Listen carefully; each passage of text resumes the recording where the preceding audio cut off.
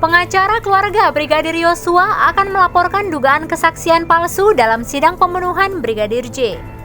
Rencananya yang akan dilaporkan adalah Susi, Kodir, dan Daminius Laba Kobam, yang dianggap telah ikut juga melakukan pembohongan publik. Pada wawancara tersebut, terungkap alasan melaporkan sejumlah saksi itu, bukan semata-mata untuk memastikan benar tidaknya mereka telah berbohong di persidangan. Dia menduga ada orang yang mengkondisikan pernyataan-pernyataan para saksi itu di persidangan. Logikanya, ujarnya, apa yang disampaikan para saksi ini di persidangan tidak menguntungkan dirinya sendiri, justru berpotensi merugikan dirinya. Apakah maksud Martin para saksi dikondisikan oleh pihak Ferdy Sambo dan kawan-kawan yang kini menjadi terdakwa dalam kasus dugaan pembunuhan berencana? Namun faktanya, lanjut dia, di samping memberikan kesaksian sesuai fakta yang mereka lihat, mereka alami, ataupun mereka dengar sendiri, para saksi itu juga diduga keras menambahkan informasi yang tidak sesuai fakta. Damianus Laba Kobam merupakan asisten rumah tangga yang memiliki tugas sebagai security di rumah Ferdy Sambo. Dia membuat pernyataan di persidangan saat saksi sering diajak Brigadir Yosua tengah malam ke tempat hiburan dan ditemani wanita. Damianus alias Damson juga menyebut Yosua selalu meminum minuman beralkohol. Biaya di tempat hiburan, ucapnya, semua dari Yosua dengan nominal hingga belasan juta rupiah. Pernyataan Damson ini disinggah pihak keluarga.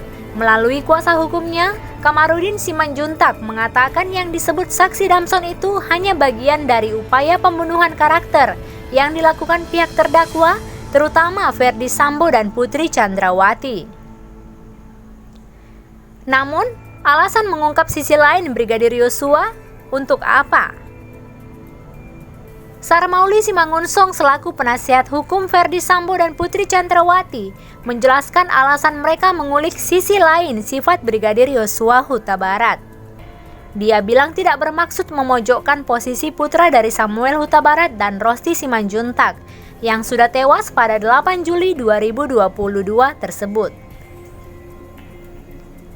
Namun soal kepribadian Brigadir Yosua ini masuk juga dalam berkas perkara, yakni dokumen hasil pemeriksaan psikologi forensik yang dikeluarkan oleh Apsifor, maka mereka menelaah di ruang sidang. Hal ini ujarnya untuk bisa menggali faktor penyebab terjadinya penembakan pada anggota Polri asal Sungai Bahar tersebut. Dia menyebut analisa kepribadian korban itu mereka dapatkan dari berkas perkara yang juga sudah pasti akan di tangan jaksa penuntut umum. Upaya mengulik kepribadian Yosua itu di persidangan sebagai upaya validasi atas keterangan saksi-saksi dalam perkara pembunuhan itu. Dia pun menyebut tidak tepat bila analisa forensik yang dikeluarkan lembaga kredibel melalui penelitian ilmiah tidak dikaitkan dalam kasus ini.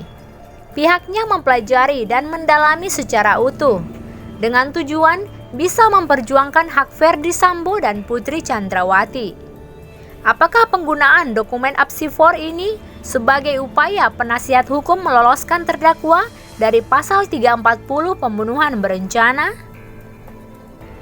Sarmauli mengatakan, mereka bertugas mendampingi terdakwa ini untuk menjalani proses hukum dan peradilan. Ferdy Sambo sudah mengatakan dia siap bertanggung jawab dan menjalani hukuman. Kamarudin Simanjuntak memohon majelis hakim memerintahkan dilakukannya tes narkoba pada Ferdy Sambo, Putri Chandrawati, Kuat Maruf, dan Bribka Riki Rizal.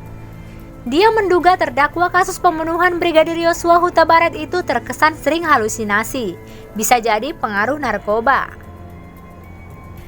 Kamarudin menyambung lagi, jangan-jangan mereka ini menggunakan psikotropika dan narkoba karena halusinasinya itu terlalu jauh.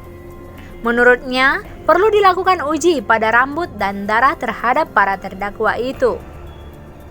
Pengacara keluarga Brigadir Yosua Huta Barat itu mengatakan, ia khawatir yang dikatakan semua di persidangan yang buruk-buruk tentang almarhum berupa halusinasi.